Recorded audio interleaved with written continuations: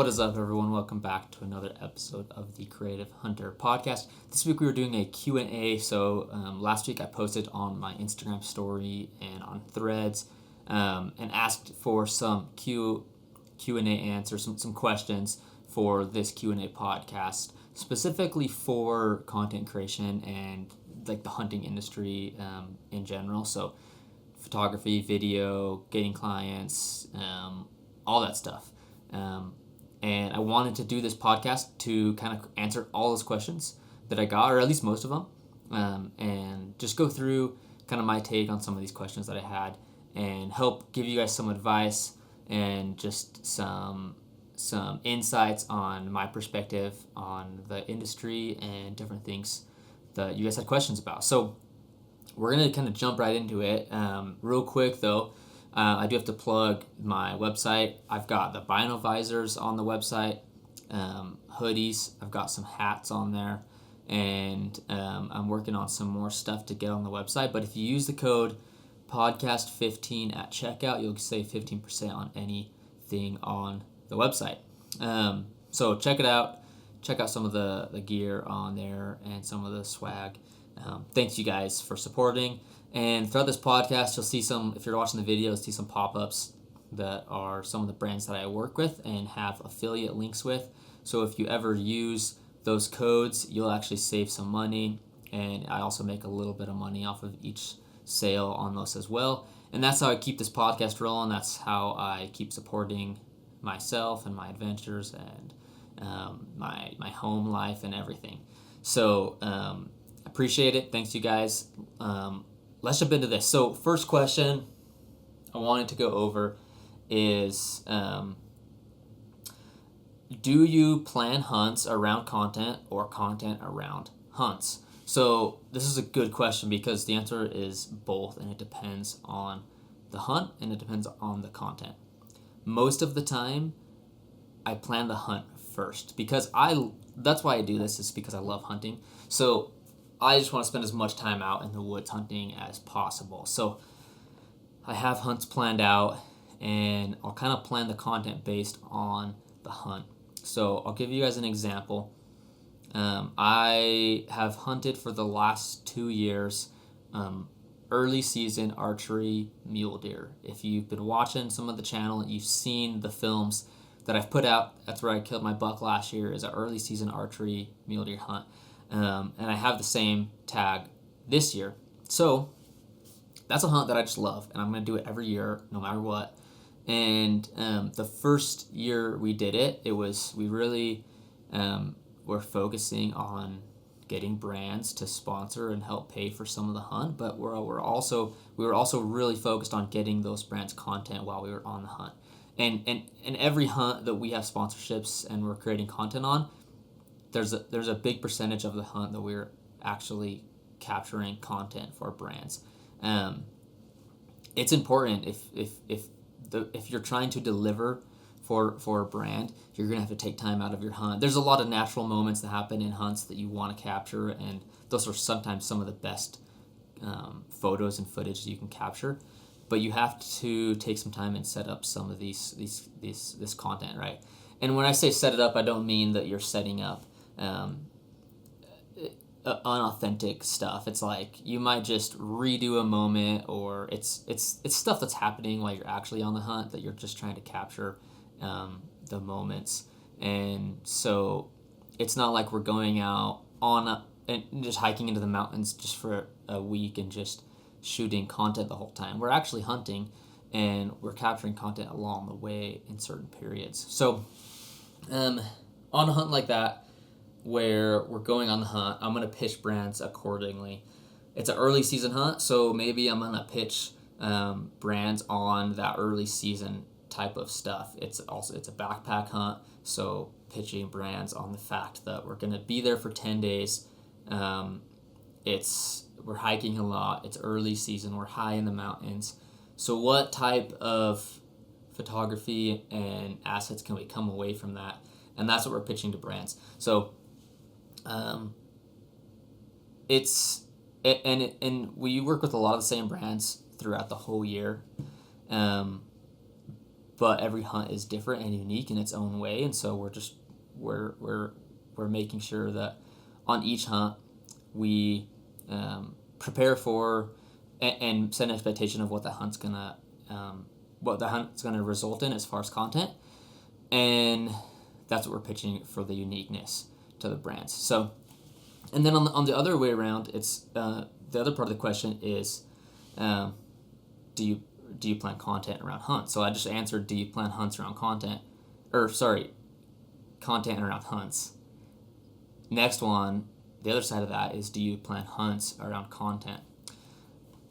People do. I haven't really planned hunts around content, although I do get to go on more hunts because I'm capturing content and making opportunities to create content and make money on hunts. So let's say if I was not doing this as a job, I might be able to go on 2, 3, 4 hunts a year, but now I get to go on more hunts throughout the year because I'm already planning on capturing the content and creating that for brands and making a little bit of money while I'm actually out there in the field.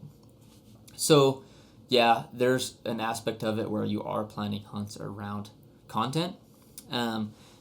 It can depend on the brands or that we're working with. Most of the time, we are planning hunts and then planning content around the hunts.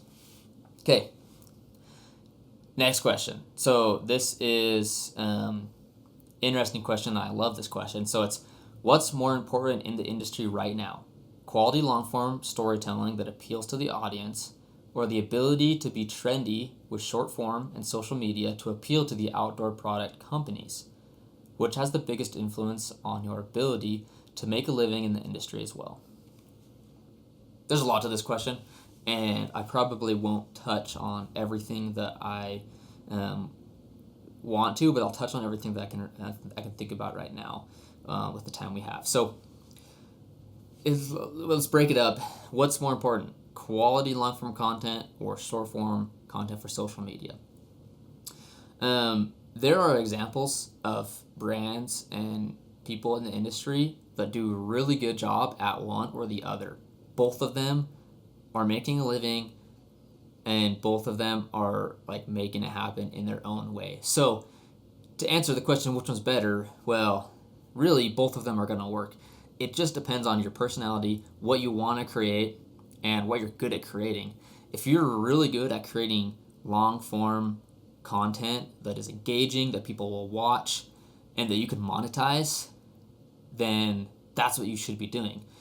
But if you don't like that, if you would rather create short-form content that's engaging for short-term videos, maybe it's not as creative or cinematic as a long-form piece would be, but you get that engagement and you can create an audience and you can create sales on a platform.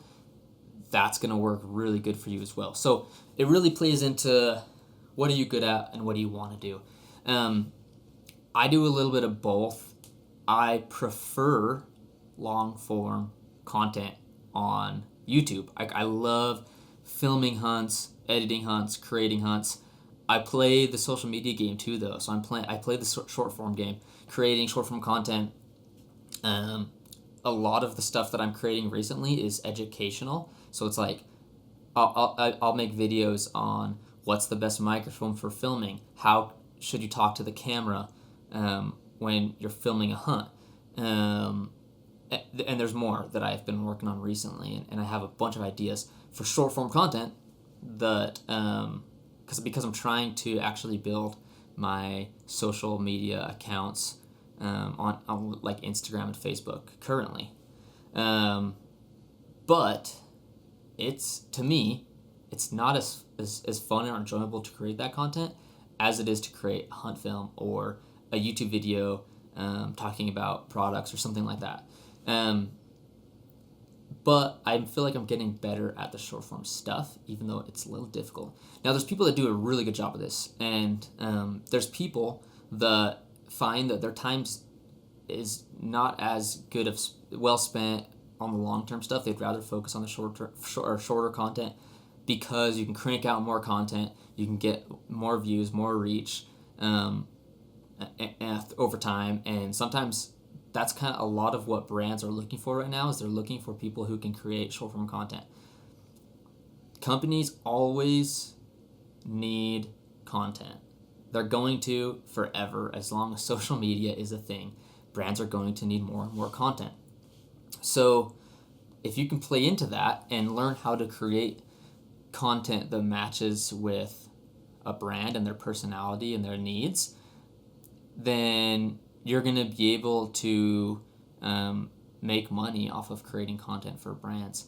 When it comes to social media and influencers and short-form content, that's a really big moneymaker, is creating that short-form content for brands to use for marketing. And if you're good at short-form and you can grow an audience, you can also use that to leverage working with brands and doing collab posts and charging for that type of content as well. So in a roundabout way, like I kind of mentioned, it totally depends on what you want to create. There's opportunity in both. The biggest opportunity is probably in short form, and it's probably the faster way to grow. But if you love long form content, you should focus on that, and you shouldn't just leave it behind because it takes longer to grow or longer to get monetized. There's still a market there, and I think that if you like it, and I love it, like, still pursue it. Absolutely, you should. Okay, anything else on this question? The last part of the question is, which has the biggest influence on your ability to make a living in the industry? I think I answered that. They can both be great. You'll see, if you look throughout the hunting industry in different channels, some people really focus hard on long form content, and they're putting out long form films, and there's guys that are hardly putting any social media content, short form content out, and they're still making a living. And then on the other side of it, there's guys that never put out hunt films, or rarely, or the hunt films they put out aren't very thought through necessarily, maybe, or just like they're not as well produced as others. Those types of people are also making a living in the industry doing a lot of short form content. So it's all up to you, and it depends. And I think both of them can work out. You just kind of got to pick one and choose it and go for it. And if you can, work on both of them. That's kind of what I'm doing currently. So there's the answer for you. So next question is, how do you find potential partnerships, and how do you find growing brands? So the biggest way that I do this is I'm just active on social media. I find lots of small new brands through social media, but I'm also kind of at a point where I'm growing. I'm phasing out of working with really small brands, and I'm working with more of that mid-tier to upper-tier brand where I can actually help them grow as well. So if you're starting out and you're trying to find brands to work with, be active on socials, pay attention to what people are using, the gear they're using, look at people who are just maybe a year or 2 or 3 ahead of you, and look at who they're working with. It's just all about like finding those companies, finding those people. If you can go to some trade shows, that's awesome. If you go to just any event, maybe even like a TAC or a local event, bow shops, go to those events and just talk to people, get to know people. You're going to find brands at those events as well, especially big events like Western Hunter down in Salt Lake City. It's once a year, but there's thousands of companies that go there, from big companies to small companies, and you could find companies there and work with. That's a huge marketing strategy, marketing strategy when you're trying to find people to work with, is go to events where those people are going to be at. And then you have an opportunity to be there in person, and you can actually talk to them and see what their needs are and make some deals that way. that's probably my biggest piece of advice is go to events. And that's where you could find growing brands in the industry. I find a handful though, like I said, through social media. Just being a consumer, obviously not spending all your time on social media, but spending enough time on there that you can see what people are using, some of those new companies, and you can reach out to companies on social media as well. LinkedIn is a really good way to find people to reach out to at companies. So if you need to find like the marketing director or the social media director, whoever you want to talk to at that company, a lot of times you can use LinkedIn, and this is a tactic that is in any industry, not just hunting and creative work. LinkedIn is a huge there's a huge opportunity with LinkedIn to find people to work with. All right, next question. This one is interesting, but I'm going to answer it because I want to talk about it real quick. It's what camera would you recommend for filming under $800 for the camera body? So, people ask this a lot. It's like, what camera should I buy to film hunts? I'm starting out, whatever. And here's the reality of the situation is, the biggest deciding factor is probably going to be price for most people. Some people, price is not really a factor, but here's the deal. The more money you spend on a camera doesn't mean you're going to create better content. You could buy a $6,000 camera, but if you've never shot photos on any camera before, you're not gonna be able to shoot better content just because you bought a $6,000 camera versus if you started out with a $400 camera and started learning right there.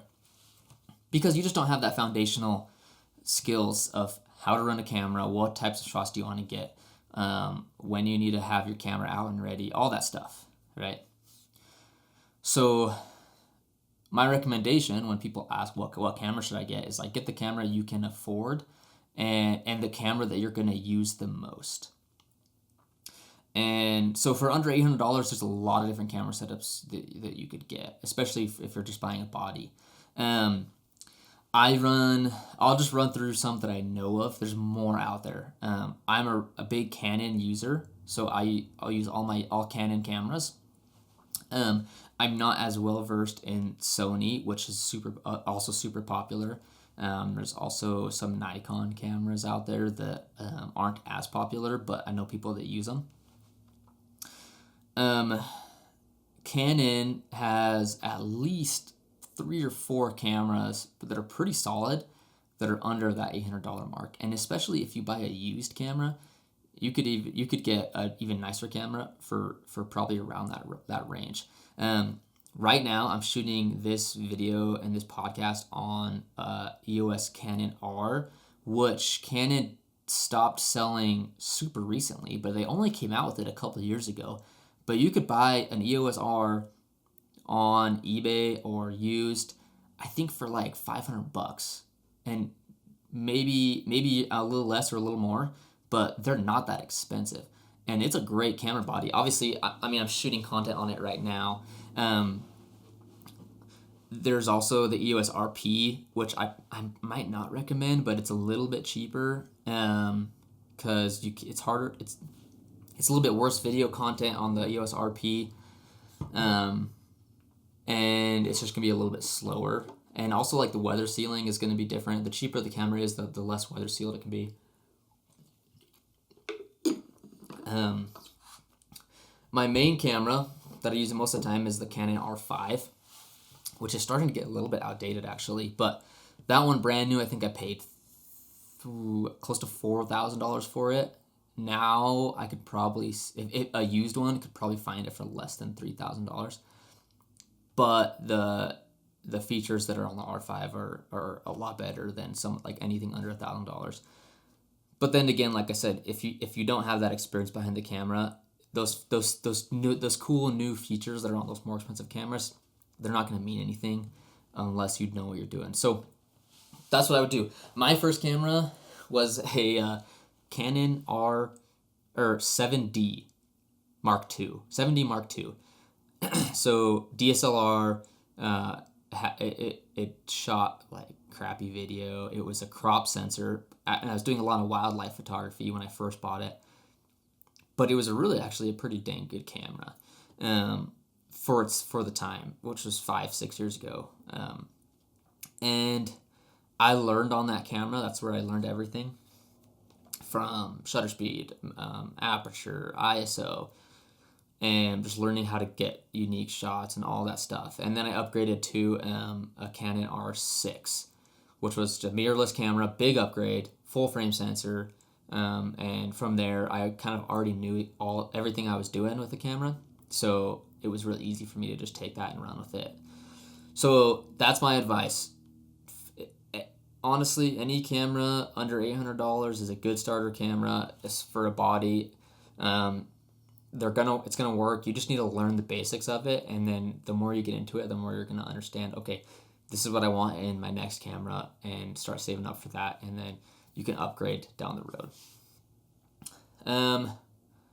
Sweet. Okay, we're at like 20 minutes right now. Let's keep going. We're gonna answer a few more of these questions.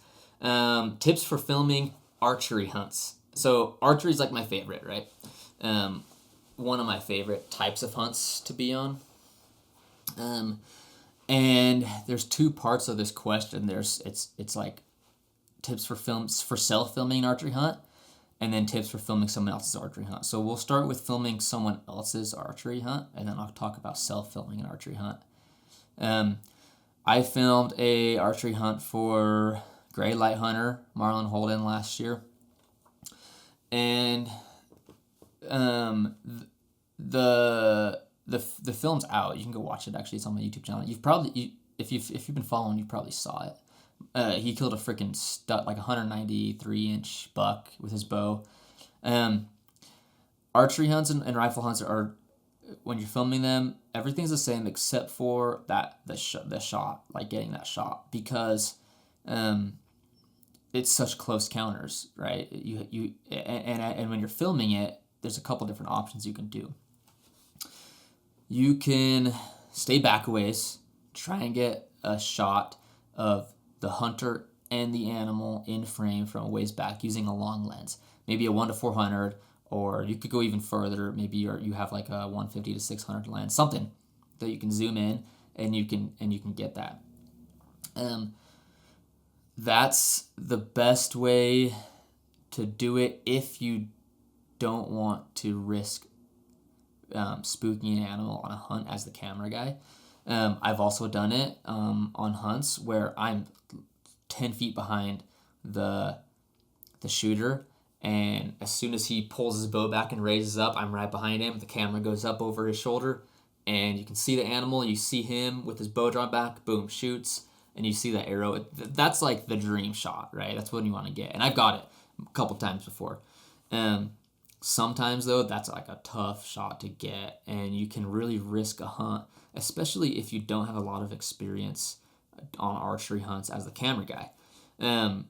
If you want to be good at filming archery hunts, you got to be a good archery hunter, because you got to be able to sneak in and be quiet and understand what's happening and when and why and when to stop, when just all that stuff that you need to know to get in close on animals, especially like mule deer, right?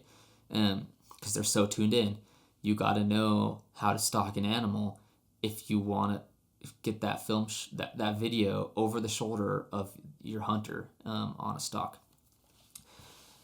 So those are kind of the two biggest ways to do it. You can also throw on a GoPro on your hunter and get another angle if you are back a ways filming. That's a cool way to do it too. If you watched my archery mule deer hunt from this last year, I had a GoPro on my head, and Jamin Davis, my camera guy, was across the canyon filming. So we had two angles, which was awesome. So we had an angle, and in the video that Jamin took, you could see me, you could see the deer, you saw the shot and everything. But then I had the GoPro on my head as well. So you could see on the GoPro pulled back, you could see the deer, you see the shot break. It was a pretty sweet little couple clips that we were able to put together to make a good story. That's probably my favorite way to do it. Now, if I'm self-filming, I have tried to self-film a couple archery hunts. I've never harvested an animal self-filming an archery hunt, not because the cameras, only because I just haven't had an opportunity yet. And so what I mean by that, I haven't been self-filming an archery hunt and had an opportunity to kill something. Because most of my archery hunts I've had a camera guy with me, which is really nice. On my elk that I killed last year with my bow, I didn't even bring a camera. That was kind of like a hunt where I was just like taking a break from cameras for a second. But I kind of wish I'd filmed it. So I think I might try and film my archery elk hunt this year as well. And some ways you can self-film an archery hunt.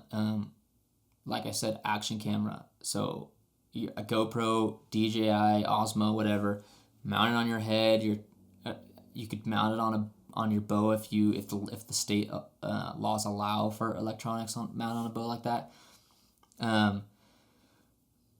You can also set up a camera on a tripod behind you if you are pretty confident that it's going to capture you in the frame. That one's tricky because if you're trying to do a stock, sometimes you don't know exactly how that stock's going to turn out. Or you could set up a camera behind you and you could set it filming where you think you're going to go, but then you start going there and it's not what it looks like, and you may need to go to a different spot and that camera might not even capture you. But it could work really good as well. So that one's interesting, setting up a camera. If you've ever watched like solo hunters, like they've done it, and it's worked at some times for them. Sometimes it didn't work out as well as others. I really like the action cameras though. I think that those are probably one of the best ways to self-film an archery hunt, but only on the stock and on the kill. Everything else on an archery hunt, I would film with an actual camera, all the interviews, all the B-roll, all the footage, hiking around and stuff. But then the moment that kill shot's about to happen, I'd have that GoPro running on my head, so you actually capture everything. All right, next question. If you could only use one lens for filming, what focal length? Client versus self-filming, if different. So I talked about this question with Jamin Davis a couple episodes ago, but I want to talk about it right now. The lens that I use the most is the 24-105 f4 from Canon. It's a versatile lens. It's incredibly versatile because you actually have like 24-105. So I'll film myself. It's wide enough I can hold it out in front of me and actually film myself. On an archery hunt, it's got enough zoom, especially if I'm like behind the hunter. I can zoom in on an animal or something under 100 yards and get a pretty dang good video. And then with photos, it does really good too. You have a lot of versatility. The downside, it's an f4 lens. So when you're trying to shoot in low light conditions or even at dark, you have to drop your shutter a little more. You might have to bump your ISO a little bit because you can't stop down any further than f4. Which I notice a difference for sure. When you throw on a f2.8 lens or an f1.8 or even a 1.2, that's really low. You'll notice a huge difference in the amount of light coming in at darker times or at night. So, but still, the 24-105 is awesome. If I'm filming myself, that's my go-to lens right there. I will sometimes bring a 14 mil just to get like a sweet wide angle perspective. And I'll sometimes bring a 50 mil to get some B-roll. But 98% of the time, I'm running that 24-105. Now, if I was filming someone else's hunt, and I had the choice, and I had the money, and I could buy a new lens, I would buy the 24-105 f2.8. The reason I wouldn't buy that for self-filming is because it's heavy and it's a lot longer than the 24-105 f4. And so you can stop down to f2.8, which gives you just a lot more light, a lot more low light capabilities, and maybe a little bit better bokeh if you're looking for that on some of your shots. That's the lens that I would get for filming someone else's hunt. But I would also bring more lenses. I would also bring, if depending on the hunt, I would probably try to bring a long lens, like a 100-400, to get some tighter shots. I would also bring a 50 mil. And I would bring my 14 mil. So some different focal lengths, some different apertures. you could also bring an 85 if you want, a 7200 just to get some like compression shots. But those are kind of the main ones. So if I'm filming someone else's hunt, I would have my 24 to 1:5. I'd have a 100 to 400, and I'd have a wide angle lens as well, like my 14 mil. If you could get a 15 to 35 type of lens, something like that. Good for wide angles because you actually have a little bit of zoom. But yeah, that's kind of my go-tos for lenses, for self-filming and for filming hunts. So that pretty much wraps up the biggest questions I wanted to talk about in this episode. If you ever have more questions, you should let me know in the comments below or shoot me a DM, and I'll probably do another one of these in, I don't know, a couple months maybe, if I get enough questions. But it's fun. I love doing these because I just gotta kind of like get real questions that I can talk about and hopefully give some good advice. Hopefully my advice is good and actually help out with some pain points that you guys actually have. So thanks for sending in questions if you did, and thanks for listening. We recording a couple podcasts this week with some guys, pretty excited about. So it's going to be good. But thanks to you guys for listening. Again, check me out on all the platforms, YouTube, Instagram, everything. And we'll see you guys in the next episode.